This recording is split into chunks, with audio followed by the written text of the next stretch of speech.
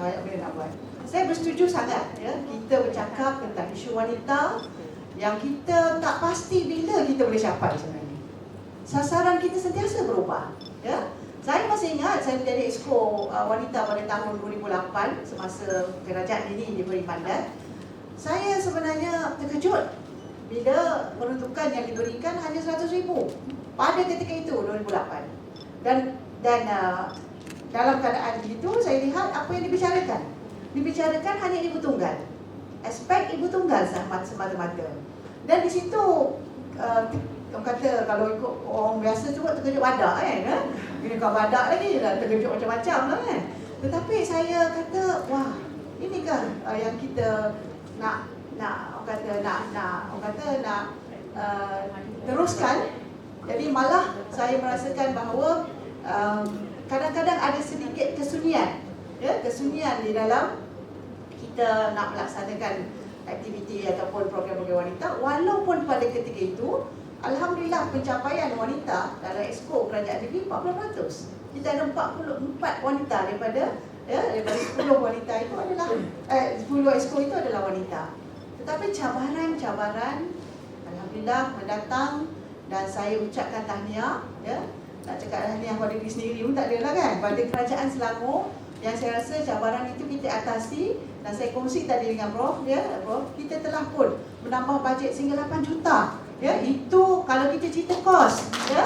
Tetapi saya bercakap tentang evolusi yang telah pun kita mulakan daripada kita tak ada bajet, daripada sektor ada bawah UPAN. Saya lupa nak address, kita ada Puan Azlinda kat sini ya, yang telah pun yang sentiasa bersama dengan kita bawah sektor wanita di bawah sektor ataupun UPAN, unit perancang ekonomi yang telah pun ya kita kata kita kembangkan bukan saja peranan tetapi fungsi dan juga orang kata platform ya yang kita telah sediakan. Daripada mula dulu kita bicara pasal hanya ibu tunggal, kita put aside, kita kata kita ada banyak sektor dalam wanita, banyak kategori wanita di rumah, di luar, di bekerja, tak bekerja, di bandar, luar bandar, petani, pekerja di industri, banyak kategori wanita yang selama ni kita tidak address. Akhirnya kita telah pun ya memulakan satu langkah menyediakan masa itu pusat komuniti wanita. Itu bila Profesor sebut tu saya ingat saya nak kena mula tulislah cerita-cerita pasal bagaimana kita mainstreamkan ya tentang program-program wanita ni supaya ia jadi satu kajian dan rujukan kepada yang lain. Lepas tu kita mulakan juga pusat wanita berdaya. Kita institusikan program KJT dengan Institut Wanita Berdaya dan akhir sekali ini kita ada Wanita Berdaya Selangor yang saya rasa langkahnya sudah cukup signifikan, yang jangan hanya persidangan dan juga kajian-kajian ini dibuat, tapi cabaran besarnya adalah bagaimana nak disosialisasikan pandangan ini. Itu istilah saya. Saya bila Prof sebut tu saya dah tukar saya punya ucapan. Ya. Ucapan saya lain jadi benda lain ya. So apa yang saya nak sebutkan, saya ingat lagi cabaran besar itu saya ingat saya YB Wong yang lain. Saya ingat masa 2008 bila bercakap dalam Dewan Negeri, bercakap tentang isu wanita, kita pakai istilah gender je pun diketawakan. Ya? Adun-adun lelaki kita apa janda, dia sebut macam tu kan. Dia mengecilkan dan mempersendakan istilah. Sedangkan yang kita nak sebut ni benda besar. Tapi mungkin kesilapan kita juga, the way kita put in words dan juga bicara itu mungkin sudut pandang itu belum difahami. Tetapi konsistennya kita, istiqomahnya kita dalam membicarakan aspek-aspek wanita dan gender ini, akhirnya boleh lihat dalam persidangan Dewan Negeri. Bukan dia adun wanita, ada wanita pula tak bercakap tentang isu wanita sekarang ni. Adun lelaki lebih agresif dalam memberikan, dalam memastikan wanita sekarang bercakap bersama. Dan yang terkini saya ingin, sebenarnya saya terpaksa rushing, tapi saya nak cerita benda yang besar-besar je, ya, iaitu kita bercakap dalam Wanita Berdaya Selangor, kita perlu melihat lebih jauh kerja-kerja baik ini, ya, kerja-kerja kita meletak wanita dalam mainstreaming, kita ada GDF, ya, gender focal point lah, gender focal person lah, macam-macam lah kita buat ini. Kita kena pastinya ada penerusan. Pemimpin-pemimpin datang dan pergi, ya. Apa yang penting, kita bukan ada established platform, kita perlu letakkannya sebagai dasar yang tak boleh digugat lagi. Sebab tu sepatutnya kita ingatkan wanita berdaya ini. Maknanya satu institusi yang patutnya kita wujudkan di bawah enactment Kerajaan Selangor. Dan yang keduanya, kita telah bicarakan di bawah bersama YB Wong dan juga rakan-rakan ADUN, telah pun berjumpa dengan Tuan Speaker kita untuk membuat jawatankuasa pilihan ataupun select committee untuk membicarakan tentang gender, kesetaraan gender, pembangunan wanita dan juga keluarga.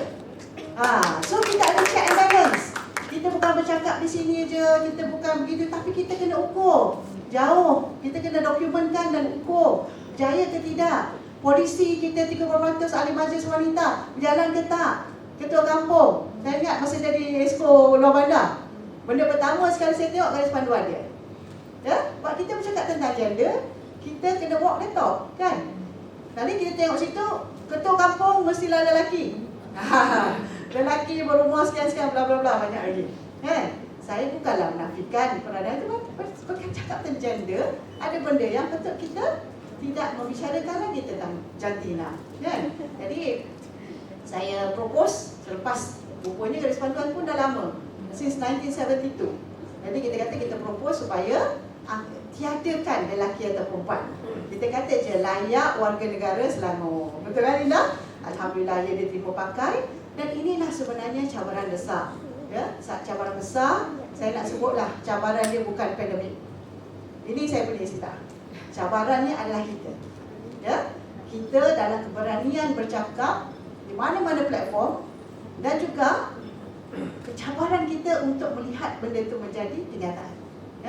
Jadi sunyi ke kita, gembira ke kita ramai, itu adalah bukan ukurannya tercapai atau tidak apa yang kita nak buat. Sebab itu saya bersyukur, walaupun kata sepenggal memegang portfolio wanita pada ketika itu, saya telah fikirkan macam saya suka sangat istilah doktor tadi. Kita panggil istilah apa ni? Kita kena ada care work kita, isu care work tu, ataupun kita panggil interlocking isu tu. Saya melihat sudut saya melihat tentang isu ibu tunggal ini, saya tak suka lagi bercakap tentang isu kebajikan semata-mata. Memanglah sedih kan? Orang tak ada suami, meninggal, kena cerai, kita sedih. Kita prihatin tentang masalah ini. Tetapi ia berlaku selepas. Kita perlu bercakap tentang sebelum. Jadi sebab itu, idea daripada kerajaan ataupun Manifesto Pakatan, alhamdulillah saya ingat ianya adalah satu gagasan yang kuat. Saya bercakap tentang kenapa tidak kita memastikan suri-suri rumah ataupun mereka sesiapa pun berkahwin, tak kira suri rumah ke, yang bekerja ke, kalau bekerja itu nasib baiklah sebab dia kena WSP. Yang suri rumah ni kena diisytihar sebagai dia tu adalah pekerja. Komoditi, kata Dr. Nadri, kan?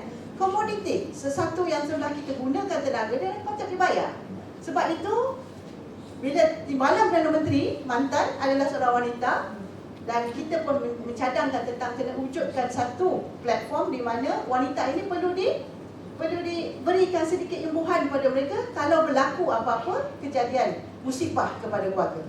Itu adalah sebenarnya datang daripada bila kita melihat isu yang berlaku di Selangor. Jadi ibu tunggal ini jangan bicarakan selepas dia jadi ibu tunggal. Sebelum jadi terpatutnya kita dah fikirkan.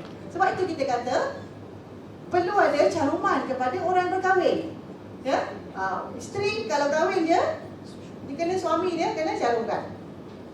Berapa dalam ni dapat allowance daripada suami RM1,000?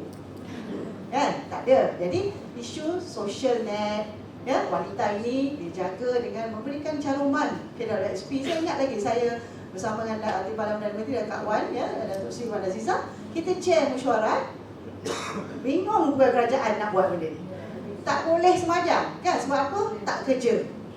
Nak suruh fahamkan seluruh orang yang bekerja ataupun appreciate dia, hormat dia, respect, kita kata sebagai individu, memberi tenaga kerja dia, untuk membangunkan ekonomi secara tidak langsung, itu juga susah nak dipahami. Tapi akhirnya alhamdulillah find ways. Saya kata saya selalu gunakan find ways.